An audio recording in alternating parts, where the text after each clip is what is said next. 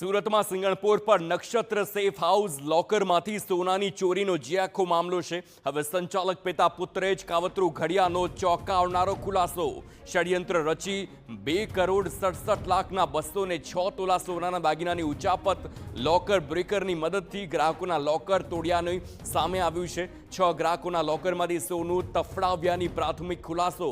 Singanpor Dabholi police સ્ટેશનમાં પિતા, 2 પુત્ર સહિત 4 સામે ગુનો દાખલ. સંચાલક પિતા પુત્રોને ઝડપીને વધુ તપાસ પણ હાથ ધરવામાં આવી છે. ચોરીની ખબર ફેલાતા જ લોકર ધારકોમાં દોડધામ મચી હતી. સિંગણપોર સહિત વરાછા બ્રાન્ચમાં પણ જોવા મળ્યો હતો ગ્રાહકોનો ધસારો. જો આપ પણ લોકરમાં સોનાના દાગીના રાખતા હો તો ખૂબ જ ચેતવાની જરૂર છે. સુરતમાંથી સામે આવી છે આ ઘટના કે જ્યાં લોકરના સંચાલકો જે પ્રકારે ઉચાપત કરતા હોય છે ને તે આખી આ ઘટના સામે આવી છે. હવે તેની વિગતો અનુસાર વર્ષ 2020થી સિંગણપુરના નક્ષત્ર સેફ હાઉસમાં લોકર ધરાવતા એક ગ્રાહકનું સોનું ચોરાની ઘટના સામે આવી હતી. 8 મે 2026ના રોજ જ્યારે લોકર ખોલાયું ત્યારે બધું સલામત હતું, પરંતુ તેના 2 મહિના બાદ જ્યારે લોકર ખોલાયું ત્યારે 63 તોલા સોનાના દાગીના ગાયબ હતા. પીડિતે સીસીટીવી ચકાસવા માંગ્યા હતા અને સંચાલકો ઉશ્કેરાયા હતા, જેને લીધે શંકા ગઈ અને પોલીસ ફરિયાદ કરાઈ અને પછી સમગ્ર ભાંડો ફૂટ્યો. અત્યાર સુધીની તપાસમાં 6 ગ્રાહકોના લોકરમાંથી રૂપિયા 2,67,00,000ની કિંમતનું 206 તોલા એ સોનું ગાયબ કરી દેવામાં આવ્યું હોવાનું સામે આવ્યું.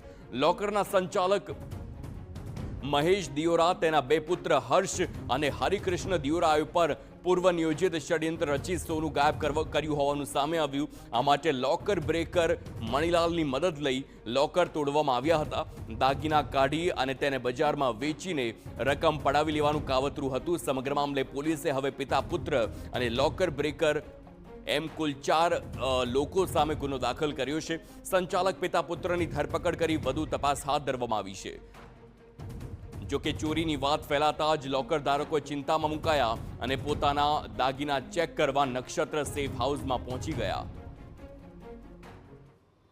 મારું લોકર આમાં છે, મારા ઘરવાળાનું છે. આ લોકોનો વિશ્વાસ કર્યો, અમારી બાજુની ગલીમાં તેમ રહી છે. આ વિશ્વાસ કર્યો તો વિશ્વાસઘાત કર્યો. એટલે શું થયું?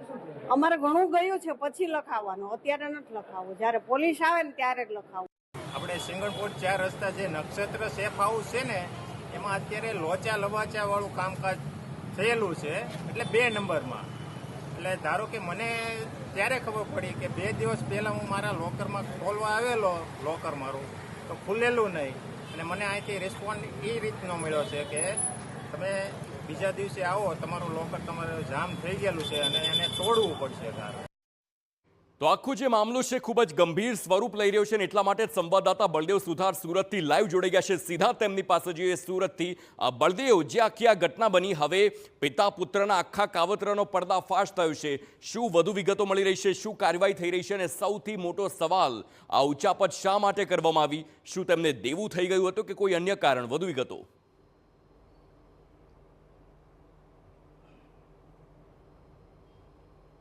હાર્દિક, જે રીતે સુરતની અંદર જે ઘટના સામે આવી છે તે ગંભીર બાબત છે, કારણ કે લોકો છે પોતાના કિંમતી સામાન, કિંમતી દાગીના છે, કિંમતી દસ્તાવેજો છે તે એક સેફ વોલ્ટની અંદર જે રીતે લોકર રાખી અને તેની અંદર મૂકતા હોય છે, જેની ઉપર જે લોકોનો જે વિશ્વાસ હોય છે. અને તે રીતની જે ઘટના છે તે સામે આવી છે કે સુરતના સિંગણપુર વિસ્તારમાં આવેલો આ જે નક્ષત્ર જે રીતે સેફ વોલ્ટ છે તેની અંદર જે રીતે છેતરપિંડીની જે ઘટના સામે આવી છે, જે લોકરની અંદરથી કેટલાક રૂપિયા છે તે અને દાગીના છે તે કાઢી દેવામાં આવ્યા હોવાની જે હકીકત સામે આવી છે. અને સિંગણપુર પોલીસ સ્ટેશનની અંદર આ બાબતે જે ફરિયાદ નોંધાઈ છે, અત્યારે આ દ્રશ્યો જોઈ શકાય છે કે આ જે લોકર છે તે લોકરની અંદર અત્યારે સિંગણપુર પોલીસ દ્વારા જે લોકો આવી રહ્યા છે તેમની તપાસ છે તે કરવામાં આવી રહી છે.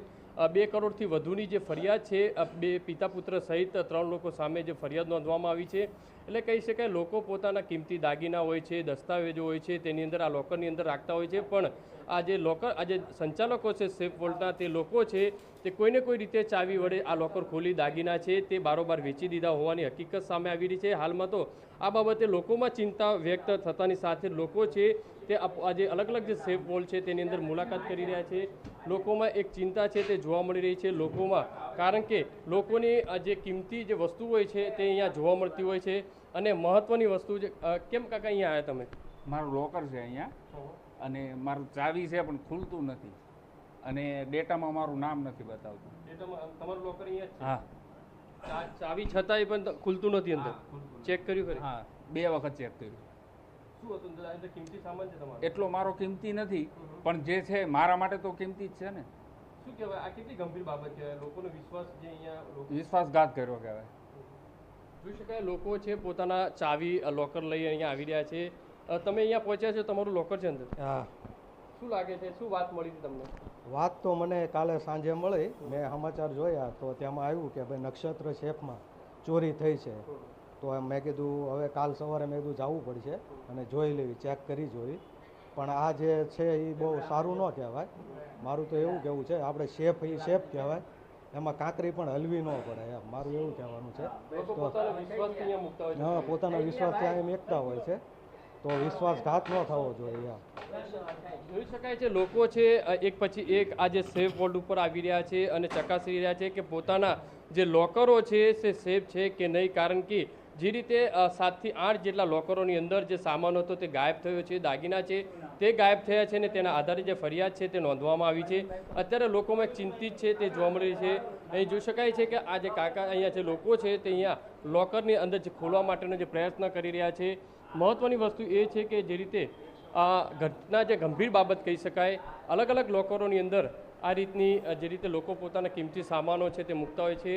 પણ સૌથી એક વિશ્વાસનું જે કહી શકાય છે, આ વિશ્વાસનું જે સ્થળ કહી શકાય, લોકો પોતાની આજીવનની જે મૂડી છે તે અહીંયા મૂકતા હોય છે અને કિંમતી દસ્તાવેજો, દાગીના મૂકતા હોય છે. અને ત્યારે આમાં ગોલમાલ થાય ત્યારે લોકોને એક વિશ્વાસ છે તે ઉઠી જતો હોય છે. જી બિલકુલ આભાર બળદેવ સમગ્ર માહિતી બદલ. તો હવે જોવાનું એ રહેશે કે જ્યારે આ બંને પિતા પુત્રનો ભાંડાફોડ થયો છે, આગળ શું કાર્યવાહી થાય છે અને કેટલી હજુ ઉચાપત કરી છે તે પણ એક મોટો સવાલ. કારણ કે જે લોકર ધારકો છે તેમનો હવે ધસારો સતત વધી રહ્યો છે.